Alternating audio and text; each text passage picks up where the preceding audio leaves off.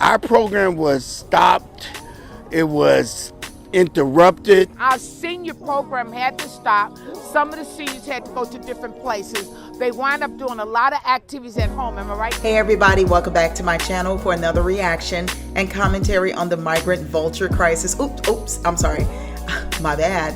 I meant to say migrant crisis situation in Chicago. Sorry. There has been so much tomfoolery and hoodwinkery coming out of Chicago that it is completely astonishing.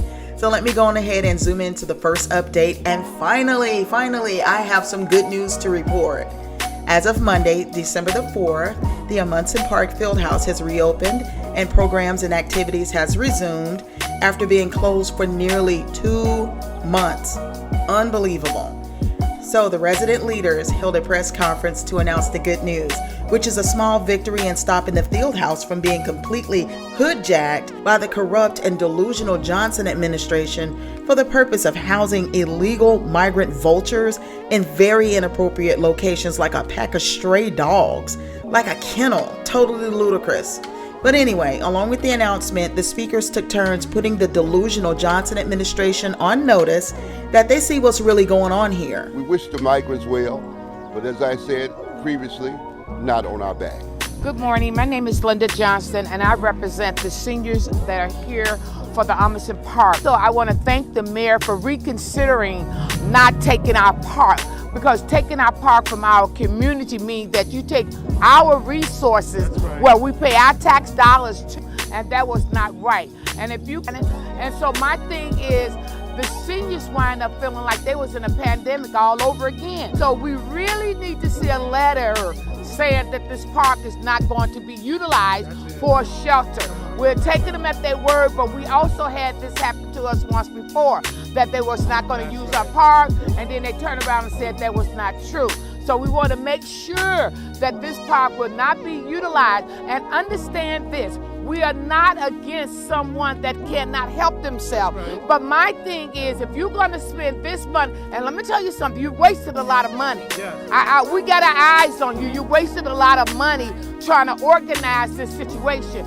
We still have people that live in the city on the Viaduct. That's right. We still have people living in the city on Roosevelt Road. So if you could pull this together, the churches could come together and take care of these migrants, right. Why don't you take care of who's at home right now? To understand this, you got folks here that need your assistance. And if you're going to assist these, we have no problem with it. But do not forget about our people. The Bible said charity begins at home, then spreads abroad. But I'm looking at all these resources going out the window for somebody else, but yet our people are lacking. So we got our eyes on you. Right. We want you to take care of what's going on in our city and take care of those that are at need. So hats off to the resident leaders that led the charge to stand their ground and not back down to the evil and sadistic forces leading that administration, who will probably still be gunning for their place if they blink their eye and they turn their backs. So, you know, I'm a little bit nervous for these people, but we'll hope for the best and pray for these folks, because they have been very outspoken and vigilant. And you know what happens when people are very outspoken and they're speaking the truth? They get targeted. And I'm glad that they went on record with their criticism on how the city has always lied through their crooked teeth about never having enough taxpayer dollars and federal money for resources for their low-income neighborhoods and the residents and stuff that are struggling to make ends meet. But they seem to pull a pot of gold out the end of a rainbow for some illegal aliens that's coming to flood the zone and everything. It's totally ridiculous. And the only thing I see is that these people are an expensive pet project. So I am very, very happy and proud of these people.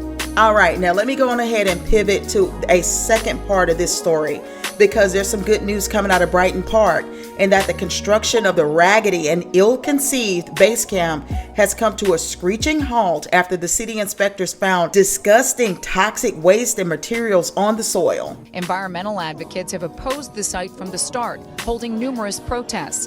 Though vacant at the time of construction, records by NBC5 Investigates show it has a history of industrial use, including as a zinc smelter and part of a rail yard. An 800-page environmental report found levels of mercury, lead, arsenic, and other toxic substances in the soil. This was known by the city of Chicago. There's institutional knowledge. Now we've learned how toxic and contaminated this is.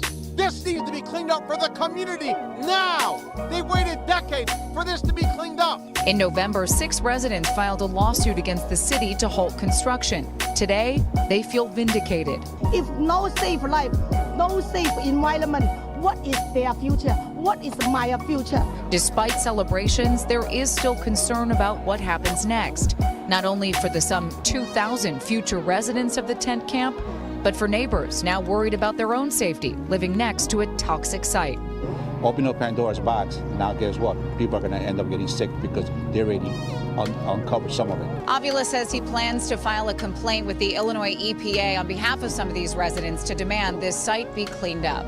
In Brighton Park, Kate Chappell, NBC5 News. Absolutely disgraceful.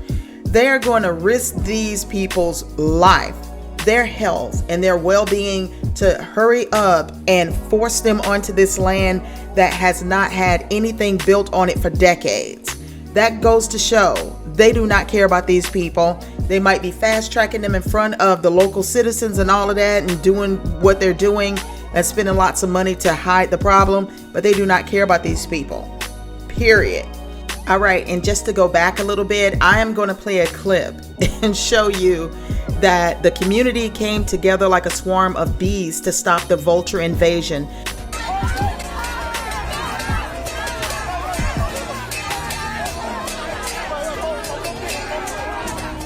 Take a look at the middle of your screen. A Chicago alderwoman swarmed by a group of protesters angry over a plan to house migrants in Brighton Park. Now at 4, Mayor Brandon Johnson condemns the protesters' actions, calling them unconscionable. All right, that was brutal. Did you see the look on her face? She was absolutely terrified, and I would too, to show up and see that the whole neighborhood is up in arms, about to go DMX on you. And you got nowhere to go. Oh, it's only you and your assistant. So, wow. They let her have it. So anyway, I think she's fine. And she even showed up at the next town hall to sort of, let everybody know that she's okay, but she's so disappointed because she wasn't, informed, and, to say something like, you're attacking the wrong person. I wasn't even, put in the loop. So anyway, lame excuse. But all of this chaos thrusted upon these Chicagoans in all of these boroughs and these, areas by the Johnson administration. For what? For what?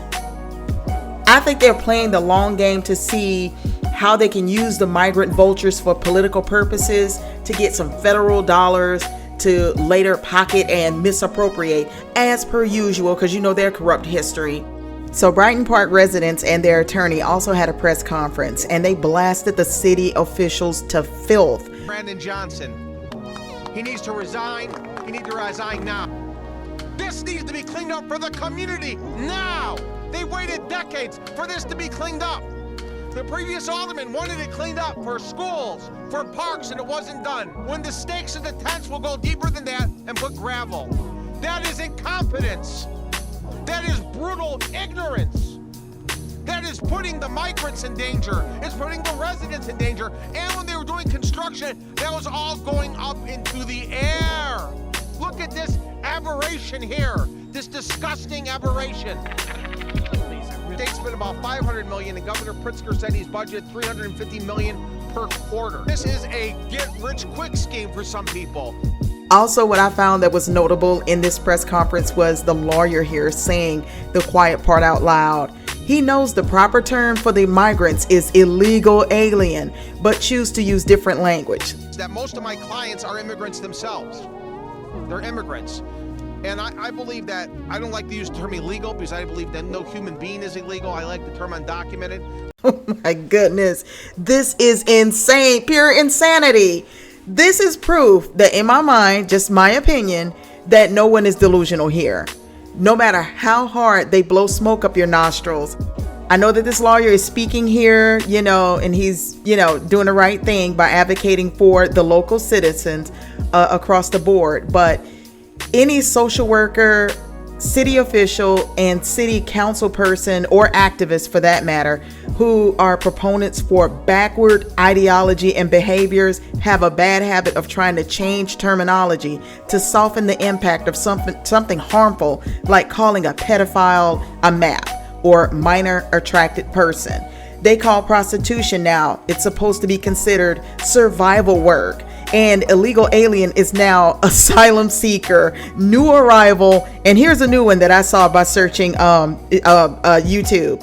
A swarm of border crossers is called human migration. Lord have mercy. We're living in clown world. This is just crazy. I'm sorry for those people because we all immigrants and I feel for them, but we don't want 2,500 in here. What about us? All the mental gymnastics just cannot erase the truth, hands down. Anyway, these people behave as if their city is like another planet because they sound crazy. The miscommunication and shady activities of the Johnson administration has gotten so grotesque and so out of control that 3 aldermen are calling for the resignation of the 7 aides in his administration. The 3 aldermen behind the call for resignations include Ray Lopez, Anthony Beal, and Anthony Napolitano. In the letter to Mayor Johnson, they write, quote, Chicago taxpayers cannot afford the mistakes being made by these members of your team failing to meet this moment. We look forward to your swift response on this request. Now, I did reach out to the mayor's office, but so far I have not heard back. The 3 aldermen behind the letter are holding a press conference later this afternoon. We're live in the newsroom. I'm Eric Run, WGN News. All right, guys, that's all I got to say about this situation. It is out of control. This is like so beyond insane. But, you know, we're just going to keep on waiting and seeing what is going to happen with this situation. At some point, are they going to get rid of these people and send them back to their country? I am just wondering where do they go from here? Everything that the Johnson administration turns to poo-poo. It is sloppy and ill-conceived. So anyway, tell me what you think down below. I can't wait to see your comments. Hey, thank you for tuning in. And if you like my commentary and personal insight, please do not hesitate to give me a thumbs up, comment on this video, share this video, subscribe, of course, and click the notification bell so you know when I come through with another video. All right, guys, bye.